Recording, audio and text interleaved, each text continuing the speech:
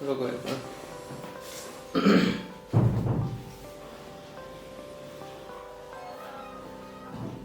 3, 2, 1 start. नमस्कार साथियों, मैं हूं अर्जुन सिंह और मेरे YouTube चैनल का बोले पर आपका हार्दिक अभिनंदन। साथियों, जिस तरह स्वास्थ्य के लिए अच्छा खाना, घूमना फिरना, थोड़ा एक्सरसाइज करना जरूरी होता है, उसी तरह थोड़ा साथियों हंसना भी जरूरी होता है। इससे व्यक्ति का मन, मस्तिष्क और शरीर स्वस्थ रहता है। तो साथियों, मेरा भी प्रयास रहता है क्यों ना थोड़ा बहुत आपको हंसाया जाए। साथियों, एक बार मुल्ला नसरुद्दीन जल यात्रा पर था, पानी के जहाज में यात्रा कर रहा था। तो हुआ क्या साथियों, अचानक समुद्री तूफान आ गया, बहुत भयानक तूफान, बड़ी बड़ी लहरें, चारों ओर अंधेरा छा गया, आसमान में कालिमा छा गई, बिजली की धमाकेदार कड़क, सब सहम गए।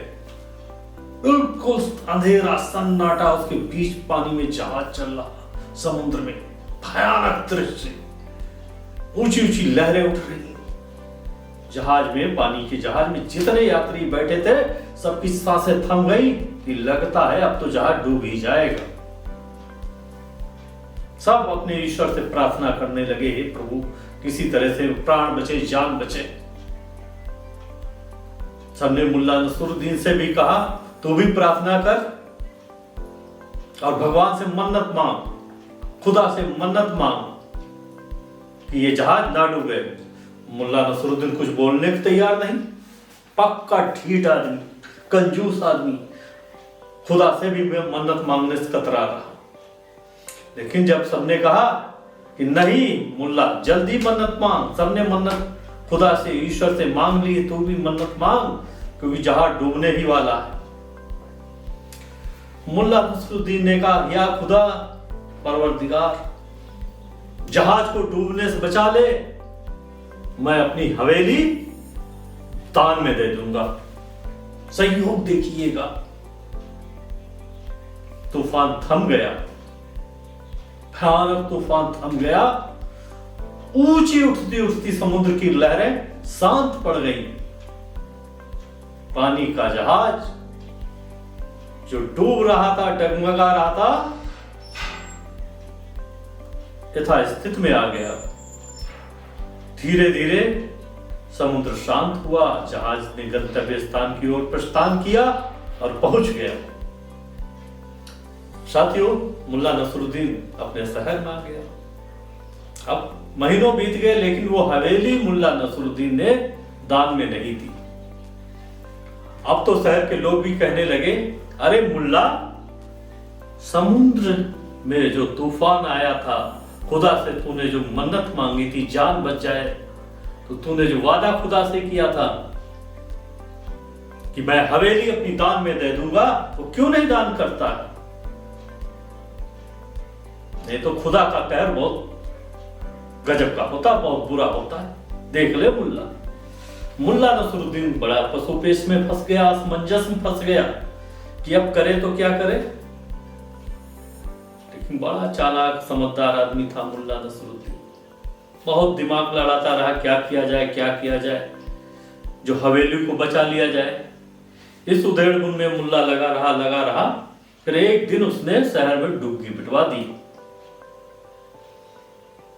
कि कल मुल्ला नसरुद्दीन अपनी हवेली को दान करेगा। कल सुबह 10 बजे दान करेगा। पात्र व्यक्ति पहुंचे और जो पात्र उसे लगेगा या जो पात्र व्यक्ति होगा, उसको वो हवेली दान में मिल जाएगी। बहुत लोग पहुंच गए। सुबह 10 बजे मुल्ला नसरुद्दीन की हवेली के बाहर जमा हो गए। हवेली क्या, मुल्ला नसरुद्दीन का कहने को तो वो हवेली थी, एक तरह से महल ही था पूरा। भीड़ लगी हुई लोगों की। अब मुल्ला नसरुद्दीन की हवेली का गेट खुला, लोग अंदर आए, देखते हैं क्या नजारा। मुल्ला नसरुद्दीन ने एक कोने में हवेली के एक सामने गेट पर ही एक बिल्ली को बांध रखा और उसके सामने लिख रखा बिल्ली के कि इसकी कीमत 10 लाख रुपया है। तो साथी जो इस उम्मीद से आए थे कि मुल्ला नसरुद्दीन हवेली को दान करेगा, उन्होंने पूछा, भाई मुल्ला ये क्या माजरा है, तुम तो हवेली दान करने वाले थे, ये क्या चक्कर है, यहाँ बिल्ली रखी हुई है, इसकी कीमत 10 लाख, इसका क्या मतलब। मुल्ला ने कैसे गौर से पढ़िएगा, पूरा पढ़िएगा, देखिए क्या लिखा। सबने पढ़ा लिखा था, बिल्ली जो खरीदेगा उसे हवेली दान में मिलेगी। यानी 10 लाख की बिल्ली बेच रहा है मुल्ला, और जो वो बिल्ली 10 लाख की खरीदेगा उसे वो हवेली मुफ्त में दान में मिलेगी। लोगों का ये क्या मतलब, उसने कहा ये शर्त है हमारी, हवेली हम दान में कर रहे, लेकिन दान में उसी को मिलेगी जो हमारी ये बिल्ली 10 लाख की खरीदेगी। साथियों, मुल्ला नसरुद्दीन के घर एक बार मेहमान आए, तो चाय वाय पी उन्होंने। चाय पीने के बाद बोले मुल्ला नसरुद्दीन से, भाई मुल्ला, चाय तो बड़ी गजब की बनी थी, किसने बनाई। उसने कहा, बेटे फजलू ने बनाई है, वो देखो दरवाजे से झांक पी रहा। वो मैं मालूम का, फजलू चाय तो तुमने बहुत बढ़िया, बड़ी अच्छी बनाई। फजलू बोला, चाचा जान चाय तो और भी अच्छी बनती, मगर कम वक्त बिल्ली ने दूध में पेशाब जो कर दिया था, नहीं तो और भी अच्छी बनती। साथियों, एक पार्टी में एक पतिदेव एक सुंदर महिला के साथ बड़ा वार्तालाप में मस्त थे, बातचीत किए जा रहे थे। तब तक उनकी पत्नी उनके पास पहुंची और हाथ पकड़ा, बोली, अब घर भी चलिएगा। उन्होंने कहा, चलिएगा, आपके मूव लगाना है, आपकी चोट पे मूव लगानी है। पतिदेव बोले, अरे मूव क्यों लगानी है, क्या हुआ, मेरी चोट तो लगी ही नहीं। पत्नी बोली, तो हम घर भी अभी कहां पहुंचे, घर पहुंचिए पहले तो मूव लगाते।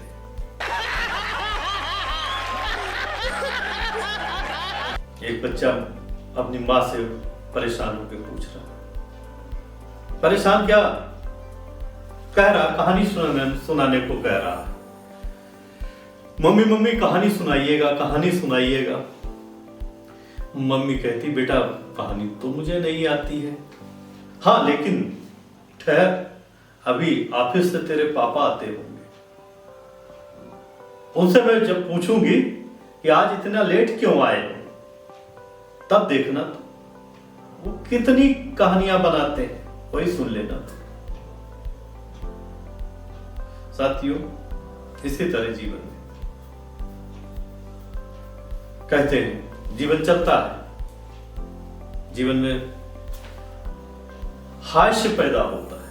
एक बार क्या हुआ, पति पत्नी में झगड़ा हो रहा, तगड़ा झगड़ा हो रहा किसी बात को लेकर।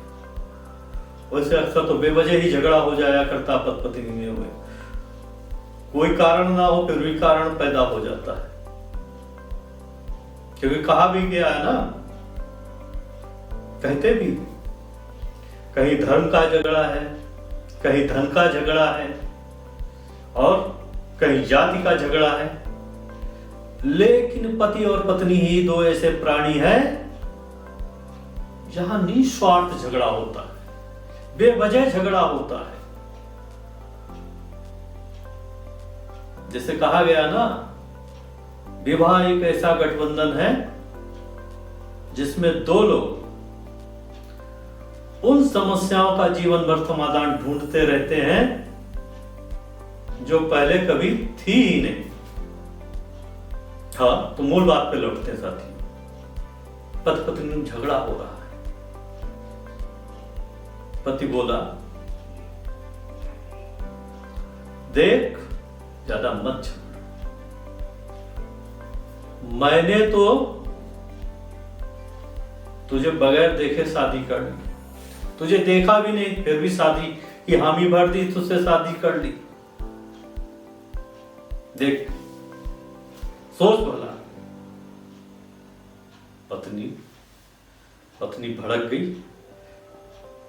कि तू मेरी हिम्मत देख, तू मेरी हिम्मत देख कि तुझे देखने के बावजूद, तुझे देखने के बाद भी मैंने तेरे साथ शादी कर ली। देखिए पत्नियों की जवाब जबरदस्त कि तूने तो देखा भी नहीं तो मुझसे शादी की, और मेरी हिम्मत देख, मेरा हौसला देख, मेरा साहस देख कि तुझे देखने के बाद भी मैंने तेरे साथ शादी कर ली। कैसे हास्य पैदा होता है। एक व्यक्ति सदमे में चला गया। एक बार हुआ क्या, उसके साथ एक दुर्घटना घट गई साथियों। हुआ क्या, वो घर में साफ सफाई कर रहा था, इधर उधर उथल पुथल कर रहा था कागजातों की, कागजात जो घर में कागज पड़े होते ठीक ठाक कर रहा था, सोच रहा था ढंग से रख लेते, इनको संभाल कर रखते।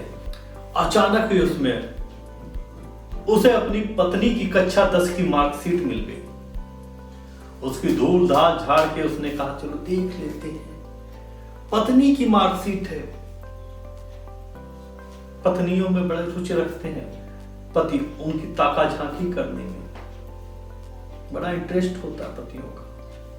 हालांकि पत्नियों का भी कम नहीं होता है पतियों पर नजर रखने का, वैसे पत्नियों का भी, पतियों का भी होता है। वो झाड़ पोंछ के उसकी मार्कशीट देखने लगा, नीचे पत्नी का चरित्र प्रमाण पत्र भी था। चरित्र प्रमाण पत्र पति ने पढ़ा, उसमें लिखा हुआ था कॉलेज की, स्कूल की सबसे ज्यादा मृदभाषी और शांत प्रिय छात्रा। देखिएगा साथी, तब से वो सदमे में है बेचारा। अब साथियों लास्ट में कुछ कहते हैं, मेरी बातें बिखरी हुई हैं, तितर बितर हैं, तो उस पर हम थोड़ा कहते हैं। साथियों कहते ये हैं, कहीं का ईंट कहीं का रोड़ा, कहीं की ईंट कहीं का रोड़ा, भानुमति ने कुनवा जोड़ा। साथियों बेतरतीब बातें जो अच्छी लगे हंसिएगा, और जो ना अच्छी लगे तो कमेंट बॉक्स में लिखिएगा। इसी के साथ साथियों जय हिंद, वंदे मातरम। मिलते हैं अगले वीडियो में कुछ हंसी मजाक के साथ पुनः। मेरे वीडियो को लाइक करें, शेयर करें, कमेंट करें और साथियों सब्सक्राइब करें। बहुत बहुत आपका धन्यवाद।